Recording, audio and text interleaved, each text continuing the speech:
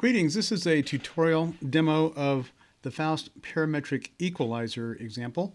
And if you've been going through the whole playlist or you're in the class, then you will have seen the graphic equalizer demo. And so these are all examples in the Faust distribution. So I am going to go there. So I have a link to my Faust distribution. I also have a link to the examples, but let me start at the distribution level. This is the level you're on when you clone it and CD there.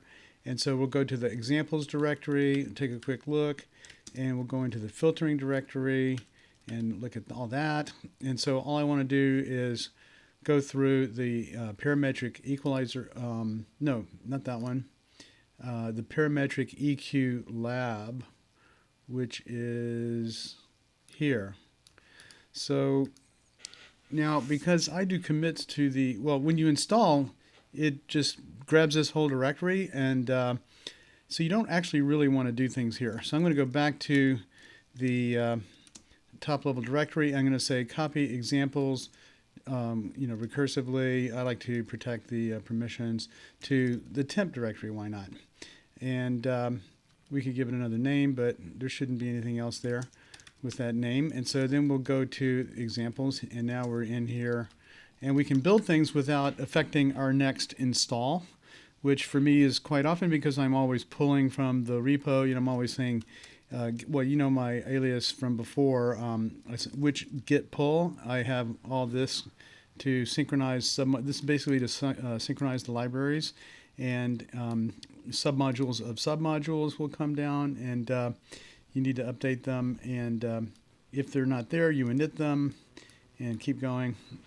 It's just a git pull that you have to do. If you want a complete git pull with submodules, this is what you're doing.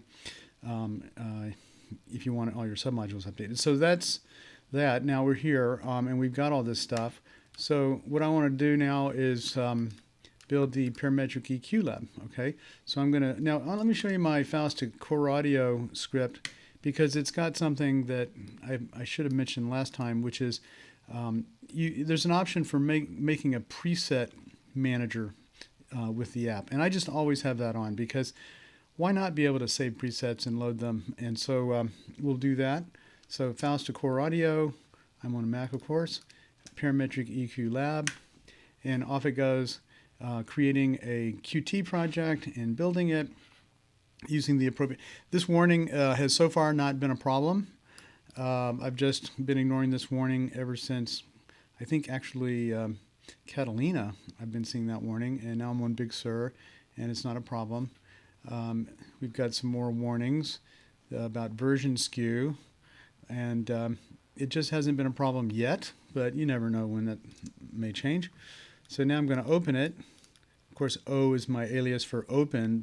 The actual command, it's probably in user bin, is open. And it sometimes does this on the first try, so I do it again, and it's always okay on the second try. Don't know what that's about. It wants to access the microphone, okay, and here it is. We don't hear it, and that's probably because I've got the wrong audio device. Sure enough, I'm on the ScreenFlow's audio device, which we know doesn't work. Let's go back to iConnect and restart. I should edit this out, of course. And you hear it, I hope. Hopefully you're hearing native computer sound. And so up at the top is the preset manager. So let's see if I've got a preset 0. I do. I like a lower frequency by default. And so you can hear it. This can go up a bit. So, we can change the frequency. And, let's make a preset 1 and make it at a higher frequency. And we'll say save and say we're tired of that. We want to hear the lower. Hello? I guess I missed it the first time. So there you go. You can play with your presets. Amplitude, usual stuff. So you've seen this before, because in the graphic EQ demo, it's the same sort of signal test input for the demo. This is the same. It's the sawtooth oscillator demo that's in there. Maybe we should look at the code real quick. Let's cat ParametricEQLab.dsp, and it's the same kind of high-level thing. So this first line is the same as in the graphic EQ demo, and so is this. The spectrum analyzer, the spectrum let's say constant Q filter bank audio display. That's a real retro audio spectrum analysis. That's like what you did in the early 20th century for audio display. You know, usually it would be a third octave filter bank. This is, I believe that means it's a half band. I'd actually want to double check that, but I think that means 2 bands per octave as the you know, first parameter, and all the rest are defaulting to whatever is the default. And so you have control over things like the order of each band and that sort of thing. But let me not speculate about that. I should look at that. But here's what's new. The parametric EQ demo before it was the graphic EQ demo. And that's what we're doing right now. It's just this new block here. So that's right here. Spectrum Analyzer is the same thing. The signal source is the same thing, but we've got a new EQ. Instead of a graphic equalizer, which was a filter bank like this with delay correction and fader gains for each band, for all the bands, summed back together, we've now got EQ sections. So one is a low shelf. Let's go to noise where it's a little, ooh, that was a little loud, wasn't it? I hope it didn't, I might have to edit that. So you can see the low boost, bringing up the low frequencies. We can move its transition frequency out.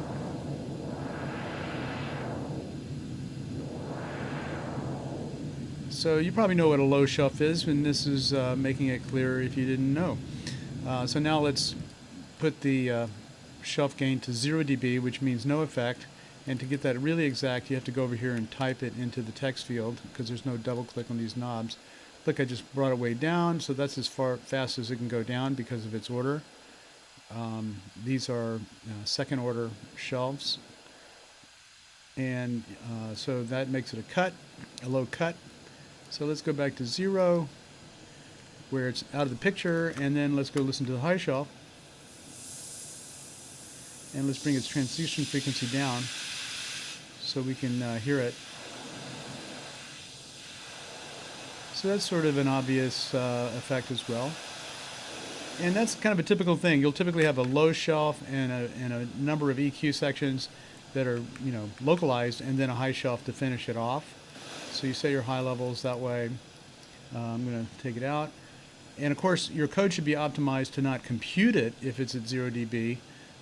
That's a really good reason to have each element of your whole system here in separate compilable modules. So each one should be in its own .h file. So you'd have a low shelf.h and a high shelf.h. And we're going to be doing that kind of thing. And that means that you can just not compute it when it's at 0 dB because it's not going to do anything, right? So why spend the CPU cycles? Okay, and then finally we have the parametric EQ, and it's just an interior thing. So let's make a little interior boost. So you hear it. Let's sweep it around.